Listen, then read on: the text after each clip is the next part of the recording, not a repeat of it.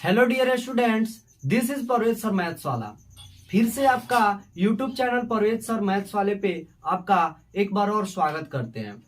फिर से हम लोग लेकर एक नए वीडियो को आ चुके हैं, जिस नए वीडियो को के बारे में की पढ़ना है डिटर्मिनेंट यानी सारणिक के बारे में, जो पूरी तरह किस पे बेस्ड है, तो एग्जाम प्रिपरेशन 2023 पे। तो अब हम लोग जो पिछले जितने भी वीडियो थे उस वीडियो में हम लोग क्या किए, डिटर्मिनेंट का जितने भी कॉन्सेप्ट थे उस कॉन्सेप्ट को गेन किए। अब हम क्या करेंगे, इसी कॉन्सेप्ट को आगे बढ़ाते हुए और बड़े बड़े टॉपिक जो है उसको कवर करने की कोशिश करेंगे। और पिछले वीडियो पे जो रिस्पांस आप लोगों का मिल रहा है उस रिस्पांस को देखकर हमारा भी वीडियो बनाने में उत्सुकता और भी बढ़ रही है। तो हम लोग बिना किसी देरी किए टॉपिक की ओर बढ़ते हैं। अब जो हमारा टॉपिक निकल कर आता है वो मोस्ट वीवीआई टॉपिक है। टॉपिक यह है कि हम लोग जो ट्रेंगल का एरिया फाइंड आउट करते हैं, यानी ट्रेंगल अगर दे दिया जाए किसमें, जो उसका जो निर्देशांक जो पॉइंट होते हैं उस पॉइंट पे दे दिया जाए और बोला जाए कि क्या कीजिए, आपको आपका उस एरिया फाइंड आउट करना है। जैसे आपका कोई भी यहाँ पे ट्रेंगल दे दिया जाए, जैसे ए दे दिया जाए, यहाँ पे ए बी सी, और ए का जो निर्देशांक है वह निर्देशांक बिंदु क्या दे दिया जाए, x1 और y1। फिर बी का दे दिया जाए x2 y2, फिर सी का दे दिया जाए x3 और y3। ऐसे दे दिया जाए तो आपको क्या करना होगा, इसका एरिया फाइंड आउट करना होगा। तो एरिया फाइंड आउट करने के लिए डिटर्मिनेंट में एक बहुत बढ़िया जो कॉन्सेप्ट आता है वह यह बताता है कि आप क्या कीजिए, इसको एक डिटर्मिनेंट के फॉर्म में पहले चेंज कीजिए। जैसे यहाँ पे अगर इसको मान लीजिए कि यह p कोई डिटर्मिनेंट है, इसमें क्या कीजिए, जो इसमें दो होता है, एक भुज होता है एक कोटि होता है। भुज यानी x वाले को भुज बोलते हैं और y वाले को कोटि बोलते हैं। यानी जो x वाला टर्म है उसको एक में लिखिए, एक रो कॉलम में लिखिए, तो यहाँ पे क्या हो जाएगा, x1 x2 x3, यानी तीनों x वाले पॉइंट वाले वैल्यू को पहले लिख देंगे। फिर अगले कॉलम में कोटि को लिखेंगे, यानी y वाले टर्म को लिखेंगे, तो यहाँ पे क्या हो जाएगा, y1 y2 और y3। फिर अगेन यहाँ पे हम क्या करेंगे, अब यह तो अगर ऐसे ही अगर डिटर्मिनेंट लिख दे तो क्या हो पाएगा, नहीं हो पाएगा। क्यों? क्योंकि डिटर्मिनेंट के लिए क्या चाहिए, स्क्वायर मैट्रिक्स चाहिए। तो ये तो स्क्वायर मैट्रिक्स में कन्वर्ट हुआ नहीं है।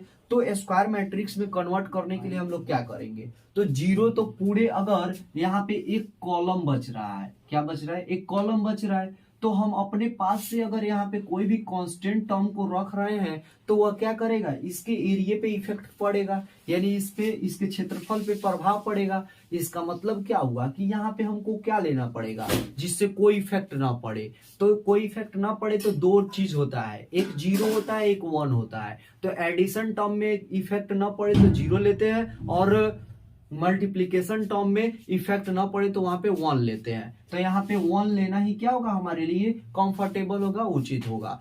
और अब जब हम इसको डिटर्मिनेंट के टर्म में चेंज कर देंगे तो क्या करेंगे, यहाँ पे 1/2 लिख देंगे। क्या लिखेंगे, 1/2 लिखेंगे। और इस तरह करके हम क्या कर सकते हैं कि कोई भी अगर ट्रेंगल हो और उस ट्रेंगल का हम लोग क्या कर सकते हैं, एरिया फाइंड आउट कर सकते हैं। क्या कर सकते हैं, किसी भी अगर डिटर्मिनेंट के टर्म में अगर चेंज करके हम लोग किसी ट्रेंगल का एरिया फाइंड आउट कर सकते हैं।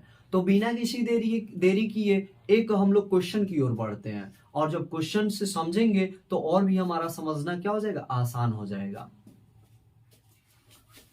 जैसा कि यहाँ पे क्वेश्चन दिया गया है कि ए का वैल्यू, यानी ए पे जो पॉइंट है वो 3,2 है, फिर बी पे 1,2 है, फिर सी पे 5,0 है।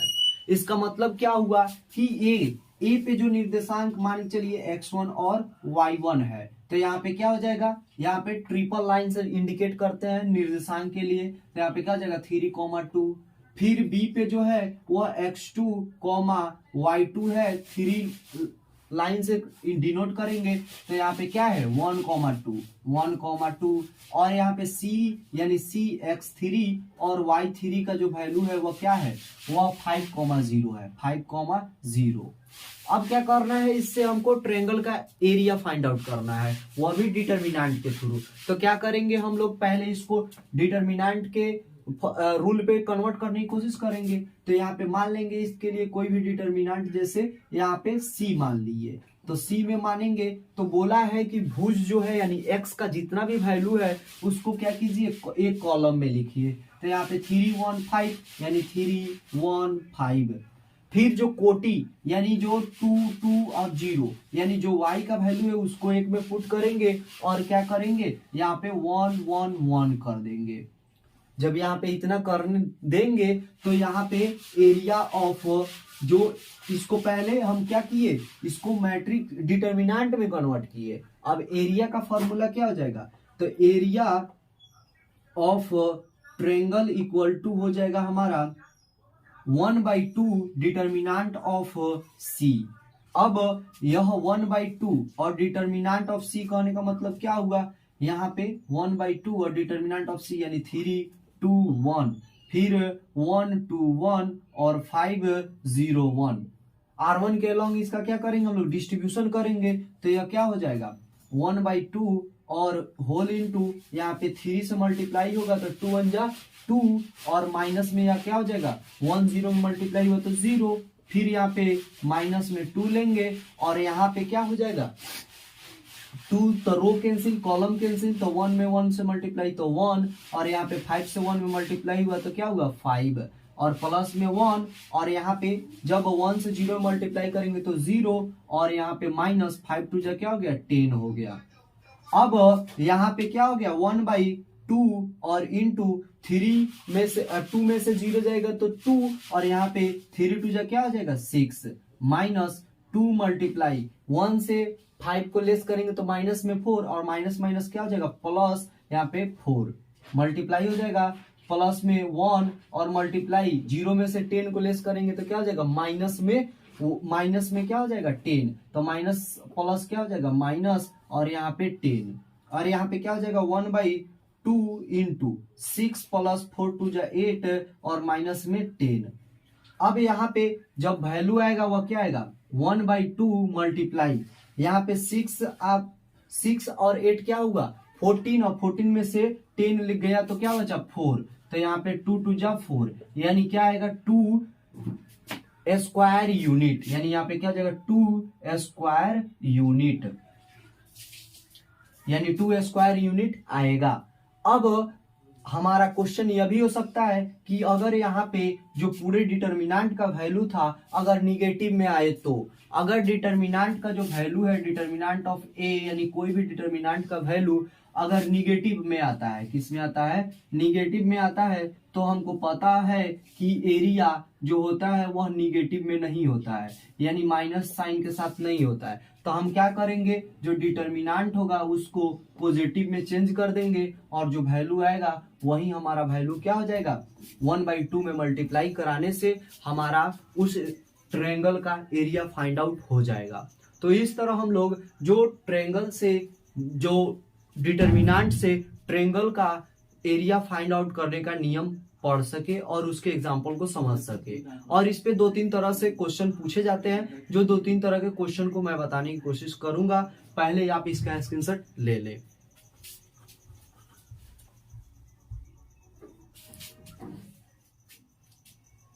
फिर यहाँ पे जो मोस्ट VBI जो क्वेश्चन आता है वह क्वेश्चन ट्रायंगल पे ही बेस्ड रहता है। तो यहाँ पे जो क्वेश्चन बोला है कि prove that points are collinear. Collinear मतलब क्या होता है, सबसे पहले क्वेश्चन कुछ भी हो अगर उसका कॉन्सेप्ट समझ में आता है तो हम कितना भी टफ क्वेश्चन है उसको बना सकते हैं। तो सबसे पहले क्या बोला है पॉइंट्स, तो ये तो पॉइंट दिया ही है। अब पॉइंट दिया है तो पॉइंट 3 पॉइंट दिया है 3 पॉइंट, तो 3 पॉइंट से क्या बनता है 3 पॉइंट को अगर इंटरक्लोज कर दिया जाए यानी आपस में बंद कर दिया जाता है तो एक ट्रायंगल बनता है। क्या बनता है ट्रायंगल बनता है। और उसी 3 पॉइंट को एक दूसरे में क्लोज न किया जाए तो वह ट्रेंगल नहीं बन पाता है, वह रेंडमली कुछ भी बन जाता है। जैसे 1 पॉइंट यहाँ, 1 पॉइंट यहाँ, 1 पॉइंट यहाँ, फिर कोई पॉइंट यहाँ पे, 1 पॉइंट यहाँ, 1 पॉइंट यहाँ या 1 पॉइंट यहाँ, यानी अगर क्लोज नहीं किया गया तो वह ट्रेंगल नहीं बन पाता है। तो बिल्कुल उसी तरह जैसे यहाँ पे 3 एग्जाम्पल दिखाए गए हैं, तो एक एग्जाम्पल ऐसे भी हो सकता है कि यह यहाँ पे गया, यानी 1 पॉइंट, पहला पॉइंट यह है, दूसरा पॉइंट यह है और यह तीसरे पॉइंट से जाकर मिला, तो इस तरह भी तो हो सकता है। तो यह जब इस तरह होगा, यानी एक जो लाइन सेगमेंट की तरफ व्यवहार करेगा, यानी तीनों पॉइंट एक ही सरफेस पे होंगे, एक ही लाइन पे मौजूद होंगे, एक ही लाइन सेगमेंट पे मौजूद होंगे, तो उसी लाइन सेगमेंट पे मौजूद जितने भी पॉइंट होते हैं उनको कोलिनियर पॉइंट बोला जाता है। क्या बोला जाता है? कोलिनियर पॉइंट बोला जाता है। और उस लाइन को क्या बोला जाता है? कोलिनियर बोला जाता है। यानी हमको यह सिद्ध करना है कि यह जो रैखिक है कि नहीं है। तो हम लोग क्या करेंगे, अगर एक ट्रेंगल का जो वैल्यू है वह ट्रेंगल का एरिया अगर 0 हो जाए, क्या हो जाए? एरिया का वैल्यू 0 हो जाए, यानी अगर ट्रेंगल कब इसका वैल्यू 0 होगा? जब इसका इन क्लोज नहीं होगा, यानी 3 साइड नहीं मिलेंगे, तो एरिया का वैल्यू क्या हो जाएगा? 0 हो जाएगा। तो बिल्कुल उसी तरह अगर यह जो एरिया जो था, एरिया वह 0 के इक्वल हो जाए, यानी एरिया जो है वह 0 के इक्वल हो जाए, इसका मतलब एरिया ऑफ ट्रायंगल क्या होता है? 1/2 और डिटर्मिनेंट ऑफ जो दिया हुआ अगर 0 हो जाए, इसका मतलब डिटर्मिनेंट ही क्या हो जाए? 0 हो जाए, तो वह जो पॉइंट दिए गए हैं, तो पॉइंट से बना हुआ जो डायग्राम होगा उसका भी वह एरिया 0 होगा। और एरिया 0 होने का मतलब यह हुआ कि यह इंटरक्लोज नहीं है, और जब इंटरक्लोज नहीं होता है तो एरिया भी क्या होता है? 0 होता है। और इंटरक्लोज नहीं है तो इसीलिए हम क्या बोलेंगे कि यह कोलिनियर है। क्या है? कोलिनियर है। तो इसी को हम लोग सॉल्व करना है। तो सॉल्व करेंगे और देखेंगे क्या इसका जो वैल्यू है वह 0 के इक्वल आता है कि नहीं आता है। अगर 0 के इक्वल आएगा तो हम बोल देंगे कि यह क्या है? कोलिनियर पॉइंट है। तो यहाँ पे क्या करेंगे? इसको अरेंज करेंगे, मान लेंगे कि यह क्या है? कोई भी डी एक डिटर्मिनेंट के फॉर्म में अरेंज करेंगे। तो यहाँ पे x वाले जितने भी टर्म है उसको C1 में लिखेंगे, यानी a यहाँ पे हो गया, फिर b हो गया, फिर c हो गया, और फिर यहाँ पे क्या लिख देंगे? b प्लस c, फिर यहाँ पे c प्लस a, फिर यहाँ पे क्या लिख देंगे? a प्लस b, और यहाँ पे 1 1 1। लेकिन हम लोग बहुत सारे प्रॉपर्टीज को देखे हैं, पढ़े हैं, समझे हैं, जिस प्रॉपर्टीज के थ्रू हम लोग क्या कर सकते हैं? इसको ब्रेक भी कर सकते हैं। ब्रेक कैसे करेंगे? तो देख रहे हैं कि अगर यह तीनों को एक दूसरे में ऐड किया जाए, यानी C1 और C2 को ऐड किया जाए, तो a plus B plus C मिलेगा, a plus B plus C, a plus B plus C मिलेगा। यानी हमारा जो यह क्या हो जाएगा? यह एक दूसरे से चेंज हो जाएगा और सेम कांस्टेंट टर्म मिलेगा, तो उसको हम लोग क्या कर सकते हैं? बाहर सेपरेट कर सकते हैं आसानी से। जैसा प्रॉपर्टीज बताता है कि किसी एक पार्टिकुलरली रो से या किसी एक पार्टिकुलरली कॉलम से कांस्टेंट वाले टर्म को बाहर निकाल लेते हैं, उसी प्रॉपर्टीज पे पहले इसको सेट करेंगे। तो हम लोग को सेट क्या करना है? तो C1 के बदले में हमको क्या लिखना है? C1 प्लस C2, यानी C1 और C2 को क्या करना है? ऐड कर देना है। तो यहाँ पे क्या हो जाएगा? Determinant of D equal to, यहाँ पे क्या हो गया? यह a plus B plus C हो जाएगा। इन दोनों को ऐड करेंगे तो फिर इन दोनों को ऐड करेंगे तो a plus B plus C, और आप कहिएगा b plus C plus a होगा। तो एडिशन में जो कॉम्यूटेटिव लॉ होता है, उस कॉम्यूटेटिव लॉ से हम लोग क्या कर सकते हैं? एक दूसरे के ऑर्डर को चेंज कर सकते हैं। तो यहाँ पे क्या हो जाएगा? a plus B plus C. Again यहाँ पे क्या हो जाएगा? C2 और C3 में कोई चेंजिंग नहीं होगा, तो b प्लस सी, यहाँ पे c प्लस a, और यहाँ पे a प्लस b हो गया। और 1/1 मतलब बारी बारी इसको लिख देंगे। अब इस टर्म को हम लोग क्या कर सकते हैं? बाहर निकाल सकते हैं। तो यहाँ पे determinant of d equal to क्या हो जाएगा? a plus B plus C, और इनटू में क्या हो जाएगा? यहाँ पे 1 1 1, यहाँ पे 1 हो जाएगा जब इसको पूरी बाहर निकाल लेंगे तो। और यहाँ पे क्या हो जाएगा? यह b प्लस सी, यहाँ पे क्या बचा? c प्लस a, और a प्लस b, और 1 1 1। याद कीजिए, आपको लगभग पिछले या उसके पिछले वीडियो में एक कॉन्सेप्ट बताए थे, जिस कॉन्सेप्ट में यह बताए थे कि अगर दो रो एक दूसरे के इक्वल हो, यानी सेम रेशियो में हो, सेम अनुपात में हो, तो उसका वैल्यू क्या हो जाता है, जीरो हो जाता है। उसका वैल्यू क्या हो जाएगा, जीरो हो जाएगा।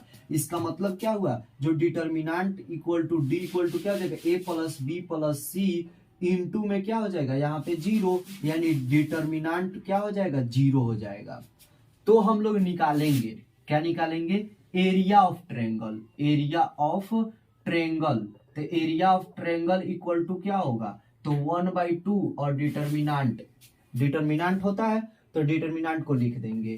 तो यहाँ पे क्या लिखे, 1/2 मल्टीप्लाई डिटर्मिनेंट का वैल्यू क्या आया, जीरो आया। क्या आया, जीरो आया। जीरो को पुट करेंगे तो इसका मतलब क्या हुआ, जीरो। यानी ट्रायंगल का जो एरिया है, यानी एरिया ऑफ जो ट्रायंगल है, वह ट्रायंगल का एरिया क्या हो गया, जीरो हो गया। तो हम लोग बोल सकते हैं कि ऑल एलिमेंट्स ऑल एलिमेंट्स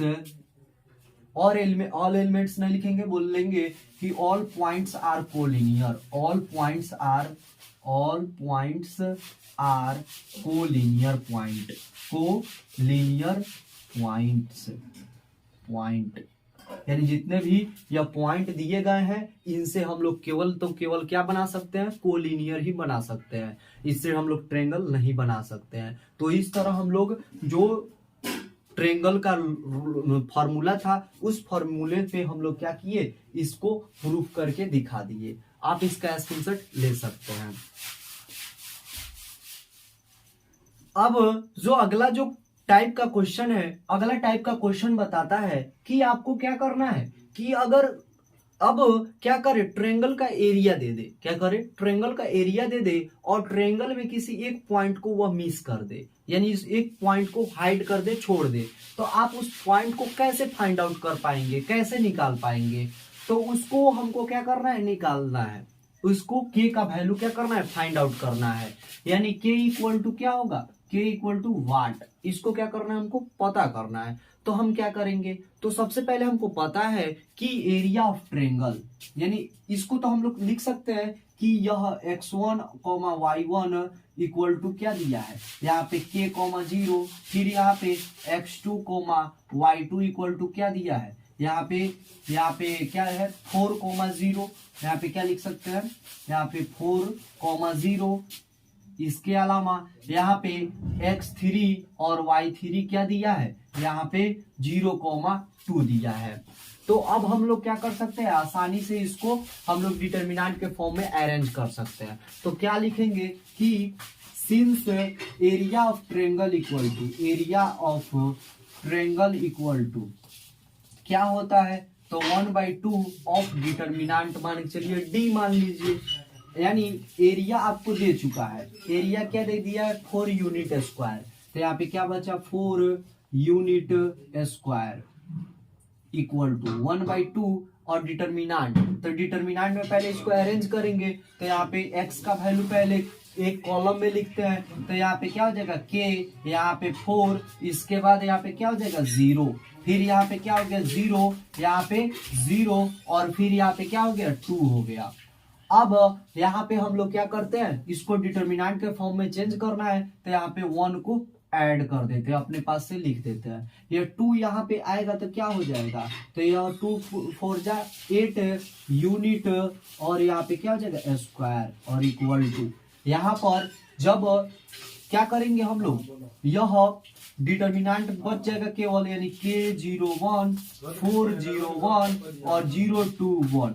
अब हम लोग R1 के अलोंग क्या करेंगे, इसका डिस्ट्रीब्यूशन करेंगे। तो यहाँ पे क्या हो जाएगा, 8 यूनिट और यहाँ पे क्या हो जाएगा, whole square equal to k into क्या हो जाएगा, 1 में 0 से मल्टीप्लाई तो 0 और माइनस यहाँ पे 2 1 जा 2 और यहाँ पे 0 से अलोंग करेंगे, यानी 0 में कुछ से मल्टीप्लाई करेंगे तो 0 ही होगा और प्लस में यहाँ पे क्या हो जाएगा 1 और 1 से तो 4 2 जा 8 और माइनस में क्या हो जाएगा, 0 से 0 मल्टीप्लाई होगा तो 0। अब यहाँ पर देखें तो क्या है, 8 यूनिट और यहाँ पे स्क्वायर इक्वल टू, यह क्या हो जाएगा, -2k और यहाँ पे -0 वाला है तो इसको हटा देंगे और यहाँ पे क्या बचा, प्लस में यहाँ पे 8। अब देखें तो एक चीज आता है, वह एक चीज क्या है, यह भी तो यूनिट स्क्वायर में ही आएगा, वो अभी क्या आएगा, यूनिट स्क्वायर में ही आएगा। तो यूनिट स्क्वायर तो यूनिट स्क्वायर कैंसिल हो जाएगा, यानी यहाँ पे क्या बचा, 8 इक्वल टू -2 के प्लस में 8। अब देखें तो 8 से 8 क्या हो जाएगा, कैंसिल हो जाएगा, तो बचा यहाँ पे क्या, 0 इक्वल टू -2 के, यानी इधर भेजेंगे तो इसका वैल्यू क्या हो जाएगा, यह 2 यहाँ पे -2 से मल्टीप्लाई करेंगे तो 0, यानी k इक्वल टू क्या आया, 0 आया। यानी k का वैल्यू क्या करेंगे, यहाँ पे 0 पुट करेंगे तो हमारा जो ट्रेंगल बनेगा उस ट्रेंगल का एरिया क्या होगा, हमारा 4 यूनिट स्क्वायर होगा। तो इस तरह हम लोग क्या कर सकते हैं कि किसी भी अगर पॉइंट को मिस कर दिया जाए, यानी अगर एरिया ट्रेंगल का दे दिया जाए, तो अगर पॉइंट का वैल्यू फाइंड आउट करना है तो उस पॉइंट का वैल्यू हम लोग क्या कर सकते हैं, फाइंड आउट कर सकते हैं। और हम लोग इस के वैल्यू यानी 0 आया, इस 0 को हम लोग पुट भी करके इसका सत्यापन कर सकते हैं, प्रूफ कर सकते हैं। यानी अगर जब यहाँ पे 0 0 लीजिएगा और यहाँ पे 4 0 और यहाँ पे 0 2 लीजिएगा तो इसका जो एरिया आएगा वह क्या आएगा, 4 यूनिट स्क्वायर ही आएगा। प्रूफ करके देख सकते हैं, तो यहाँ पे प्रूफ करेंगे तो प्रूफ में डिटर्मिनेंट हमारा चेंज हो जाएगा, के बदले में क्या आएगा, 0 आएगा, यानी 0 0 1। फिर यहाँ पे क्या हुआ, 4 0 1, यानी 4 0 1 और यहाँ पे 0 2 0 2 1। अब यहाँ पे देख रहे हैं तो यहाँ पे क्या हो जाएगा, R1 के अलोंग हम लोग डिस्ट्रीब्यूट करेंगे तो 0 से मल्टीप्लाई किसी में भी करेंगे तो 0 ही आएगा, 0 से मल्टीप्लाई 0, -0 से मल्टीप्लाई तो 0, और यहाँ पे 1 के अलोंग करेंगे तो क्या जाएगा, 4 2 जा 8, यानी प्लस में क्या हुआ 8, और माइनस में 0 करेंगे तो कोई इफेक्ट नहीं पड़ा, यहाँ पे टोटल ऐड करेंगे तो 8 आया, और यहाँ पे 1/2 और डिटर्मिनेंट होता है तो डिटर्मिनेंट का वैल्यू क्या है, 8 है, तो यहाँ पे 4 2 4 जा 8, यानी 4 यूनिट स्क्वायर ही इसका क्या होगा, आंसर होगा। तो इस तरह हम लोग क्या कर सकते हैं, कोई भी कांस्टेंट टर्म हाइड कर दिया जाए तो कांस्टेंट टर्म को हम लोग क्या कर सकते हैं, फाइंड आउट कर सकते हैं। आप इसका स्क्रीनशॉट ले सकते हैं।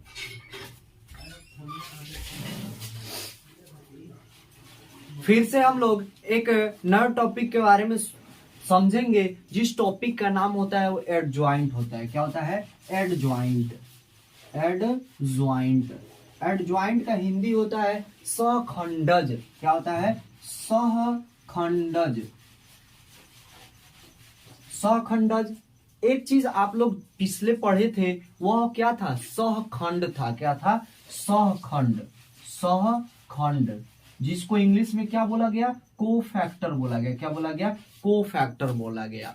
तो आपको उसी बेस्ड पे और उसी के प्रॉपर्टीज को मिलाकर इस प्रॉपर्टीज को बनाया गया है।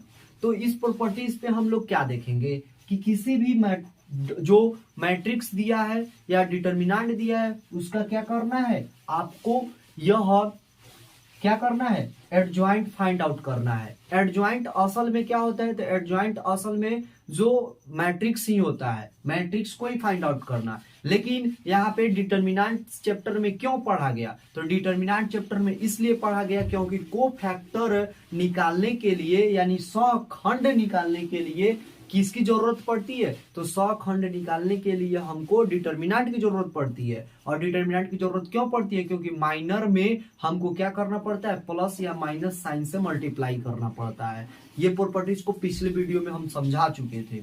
तो यहाँ पे जो एडजॉइंट का जो रूल होता है, एडजॉइंट का नियम होता है, एडजॉइंट होता क्या है, तो एडजॉइंट बोलता है कि आप किसी भी जो मैट्रिक्स है उसके प्रत्येक एलिमेंट के लिए आप कोफैक्टर निकालते हैं, तो कोफैक्टर का ट्रांसपोज जो होता है वही क्या होता है, एडजॉइंट होता है। क्या होता है, एडजॉइंट होता है। यानी जैसे अगर 2x2 पे समझे तो यहाँ पे कोई भी अगर ए मैट्रिक्स है जिसका A11 A12 A21 A22 है अगर दिया है, तो आप पहले इसका क्या करते हैं, कोफैक्टर निकालते हैं यानी सहखंड निकालते हैं। तो सहखंड इसका क्या हो जाएगा, A इक्वल टू यहाँ पे C11 C12 यानी 11 के लिए निकालेंगे, 12 के लिए निकालेंगे, यहाँ पे 21 के लिए निकालेंगे और 22 के लिए निकालेंगे। अगर निकाल रहे हैं तो यह इसका जो ट्रांसपोज होगा वही ट्रांसपोज हमारा क्या कहलाएगा, एडजॉइंट। और एडजॉइंट को एडीजे से सूचित करते हैं। तो एडीजे यानी adjoint of A equal to हमारा क्या हो जाएगा, C11। और यह ट्रांसपोज का मतलब रो को कॉलम में और कॉलम को रो में, यानी यह C11 और यहाँ पे C12 और C21 और यहाँ पे C22। और यही वैल्यू जो होता है वह यही वैल्यू क्या करता है, एडजॉइंट। यानी एडजॉइंट मतलब सखंडज को बताता है। तो इस तरह हम लोग सखंडज के प्रॉपर्टीज को एक बार और से रिपीट कर सकते हैं कि अगर कोई भी मैट्रिक्स दिया है उसका अगर हम लोग को फैक्टर निकालते हैं तो को फैक्टर का जो ट्रांसपोज होगा वही ट्रांसपोज क्या कहलाएगा, एडजॉइंट कहलाएगा। क्या कहलाएगा, एडजॉइंट कहलाएगा। तो अब हम लोग इस पे एक जो एग्जाम्पल है उस एग्जाम्पल को समझेंगे। तो एग्जाम्पल हमारा क्या होगा, जैसे 2x2 का कोई भी मैट्रिक्स ले ले। जैसे यहाँ पे 2x2 में हम लोग ले सकते हैं, जैसे यहाँ पे A इक्वल टू, और बार बार ए बोलने से आपको भी बोरिंग महसूस होता होगा, तो यहाँ पे हम लोग P ले लेते हैं। तो P भी बार बार यूज किया गया, R ले लेते हैं, तो R इक्वल टू क्या हो जाएगा, 1 2 3 4। और यहाँ पे जैसे हम लोग ले वैसे आपको क्या करना है, सबसे पहले आपको को फैक्टर निकालना है। क्या निकालना है, को फैक्टर निकालना है। तो को फैक्टर यानी C11 आप निकालिएगा, फिर C12 निकालिएगा, C21 और C22 निकालिएगा। तो यहाँ पे 1 को ऐड करके -1 का पावर यहाँ पे क्या कीजिएगा, 1 + 1, तो यह क्या आएगा, पॉजिटिव आएगा, यानी इवन नंबर आएगा। तो यहाँ पे पॉजिटिव, यानी यहाँ पे क्या आता है, यहाँ पे पॉजिटिव, यहाँ पे निगेटिव, यहाँ पे निगेटिव, यहाँ पे भी निगेटिव आएगा 2 1 3, और यहाँ पे क्या आता है, पॉजिटिव आता है। इसमें ऑर्डर चेंज हो जाता है। तो यहाँ पे को फैक्टर में यह क्या हो जाएगा, प्लस हो जाएगा, यहाँ पे माइनस हो जाएगा, और 2 1 3 यानी यह भी माइनस, और यहाँ पे क्या होगा, प्लस हुआ। अब यहाँ पे जो C11 यानी माइनर निकालना पड़ेगा। तो माइनर क्या होता है, माइनर बोलता है कि जो एलिमेंट का माइनर निकालना है उस एलिमेंट का माइनर निकालने के लिए आप क्या कीजिएगा, रो और कॉलम को एक दूसरे से चेंज कीजिएगा। तो रो और कॉलम को चेंज कर दिए, यानी यह कैंसिल करना है, चेंज नहीं, कैंसिल करेंगे तो यह क्या हो जाएगा, यहाँ पे 4 बचेगा, यानी 1 मल्टीप्लाई में क्या हो जाएगा, 4। यहाँ पे 1 1 कर दे रहे हैं, फिर मल्टीप्लाई, यहाँ पे 1 2, यानी 2 वाला रो कैंसिल और कॉलम कैंसिल, तो क्या बचा, 3 बचा। तो यहाँ पे क्या हो गया, 3 इक्वल, फिर यहाँ पे मल्टीप्लाई 2 1, यानी यह रो कैंसिल कॉलम कैंसिल, तो बचा क्या, 2 और इक्वल टू, यहाँ पे 2 2, यानी रो कैंसिल कॉलम कैंसिल, तो बचा क्या, 1, यानी मल्टीप्लाई में 1। जब इसको लिखेंगे तो प्लस में 1, प्लस में 4, और यहाँ पे माइनस में 3, माइनस में 2, और प्लस में क्या हो जाएगा, 1 हो जाएगा। अब क्या करना है, जब आप इसका को फैक्टर निकाल लिए हैं तो इसको अरेंज करके लिखना, यानी अरेंज करके लिखेंगे तो R इक्वल टू क्या लिखना है, यहाँ पे R इक्वल टू, अब R इक्वल टू नहीं लिखना है, एडजॉइंट ऑफ R लिखना है, एडजॉइंट ऑफ R, यानी ADJ of R equal to हमारा क्या हो जाएगा, C11, यानी C11 का वैल्यू क्या होगा, यहाँ पे C11 4, C12 -3, C21 -2, और C22 क्या हो गया, 1 हो गया। और इसी का ना ट्रांसपोज क्या बोलता है, यह एडजॉइंट बोलता है। तो एडजॉइंट के लिए हम लोग क्या किए, ट्रांसपोज लिख दिए। अब जब इसका ट्रांसपोज निकालेंगे तो ADJ of R equal to क्या होता है, R इक्वल टू हो गया हमारा 4 -3, और यह क्या हो जाएगा, -2 और 1, और यही क्या हो गया, यह हमारा यह जो मैट्रिक्स दिया था उस मैट्रिक्स का हमारा एडजॉइंट हो गया। अब यहाँ पे एडजॉइंट ऑफ यानी एडीजे R इक्वल टू क्या होगा, तो यहाँ पे 4 1, यानी 4 1 डायगोनल, और नॉन डायगोनल क्या हो गया, -3 और माइनस में 2, यह हो गया। अब यहाँ पे क्या करना है, अब एक चीज को और समझाएंगे जो हमारा शॉर्टकट काम करेगा। क्या करेगा, शॉर्टकट काम करेगा और ऑब्जेक्टिव में बहुत ही बेनिफिशियल होगा। क्या शॉर्टकट है, तो शॉर्टकट हमारा यह है कि अगर 2x2 का मैट्रिक्स है, यानी जो मैट्रिक्स, अगर मैट्रिक्स का जो ऑर्डर है, यानी ऑर्डर क्या रहे 2x2 का रहे तो उसके लिए क्या है, तो उसके लिए रूल यह है कि आप डायगोनल एलिमेंट को एक दूसरे से चेंज कीजिए। यानी डायगोनल एलिमेंट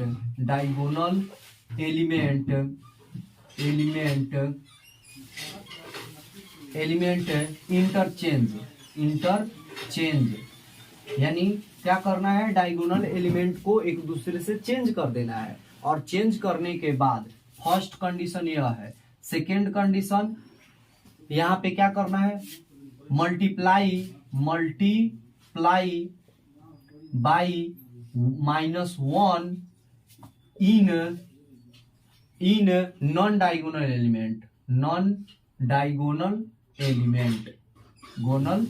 एलिमेंट्स। यानी अगर क्या करना है, 2x2 ऑर्डर का कोई भी मैट्रिक्स दिया है, अगर उसका एडजॉइंट निकालना है तो डायगोनल एलिमेंट को इंटरचेंज करना है, यानी एक दूसरे के जो प्लेस है उस प्लेस को चेंज करना है। और क्या करना है, मल्टीप्लाई कर देना है -1 से। क्या करना है, -1 से नॉन डायगोनल एलिमेंट में। अब यहां पे क्या हो जाएगा, इसको तो हम लोग देख लिए, लेकिन इसका यूज कैसे करेंगे। तो जैसे आपको दे दिया जाए एक मैट्रिक्स P दे दिया जाए और 5 7 -2 और 3 दे दिया जाए, और इसका क्या बोला जाए कि एडजॉइंट ऑफ P निकालिए, यानी ADJ of P equal to क्या होगा। तो आपको रूल क्या बताया है, तो रूल बताया है कि डायगोनल को एक दूसरे से चेंज कर दीजिए। तो डायगोनल को चेंज करेंगे, यानी 3 और 5, यानी जहां पे 5 था वहां पे 3 और जहां पे 3 था वहां पे 5। और क्या करना है, नॉन डायगोनल में -1 से मल्टीप्लाई, तो 7 में -1 से मल्टीप्लाई तो -7, और -2 में -1 से मल्टीप्लाई करेंगे तो क्या हो गया, +2 हो गया। यानी हम लोग शॉर्टकट से आराम से इसको ऑब्जेक्टिव में अगर आए क्वेश्चन, तो ऑब्जेक्टिव में आए तो इसको हम लोग आराम से सॉल्व कर सकते हैं। तो इस तरह एडजॉइंट का जो बेसिक जो कॉन्सेप्ट था उस कॉन्सेप्ट को समझ पाए। आप पहले इसका स्क्रीनशॉट ले सकते हैं।